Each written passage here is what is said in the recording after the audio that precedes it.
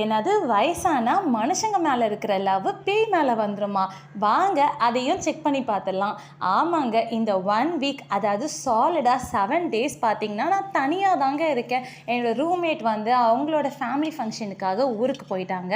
So அவங்க இன்றைக்கி தான் ஊர்லேருந்தே வந்தாங்க. அப்படி பார்த்தா கிட்டத்தட்ட நான் வந்து ஒரு 7 ஃபுல் டேஸ் வந்து தனியாக தான் இருந்திருக்கேன். நான் பாட்டுக்கே வருவேன், வேலையை பார்ப்பேன், சாப்பிடுவேன், தூங்குவேன். இதே மாதிரி தாங்க ஒரு 7 நாள் வந்து லோன்லியாகவே போச்சுன்னு சொல்லலாம். இது என்னம்மா அவ்வளோ பெரிய விஷயமா ஷேர் பண்ணுறதுக்குன்னு நீங்கள் கேட்குறது எனக்கு நல்லாவே கேட்குது. எனக்கு இது ரொம்ப பெரிய விஷயந்தாங்க. சின்ன வயசுலேருந்தே இருட்டுனாலே ஆகவே ஆகாது. தனியாலாம் இருந்து எனக்கு பழக்கமும் கிடையாது. பட் எப்போ சென்னை வந்தனோ, எப்போ வயசு ஏறிக்கிட்டே போதோ அப்போலேருந்தே பார்த்தீங்கன்னா மனுஷங்க மேலே இருக்கிற நம்பிக்கைலாம் குறைஞ்சி பேயக்காவே போதும், நீயாச்சும் பக்கத்தில் உட்காந்து நான் சொல்கிற புலம்புலலாம் கேட்டுட்டு போ அப்படின்ற அளவுக்கு நான் மாறிட்டேன். இந்த மாதிரி நீங்கள் எத்தனை பேர் மாறிக்கீங்கன்னு மறக்காமல் கமெண்ட் பண்ணுங்கள். அப்படியே சப்ஸ்கிரைபும் பண்ணிக்கோங்க.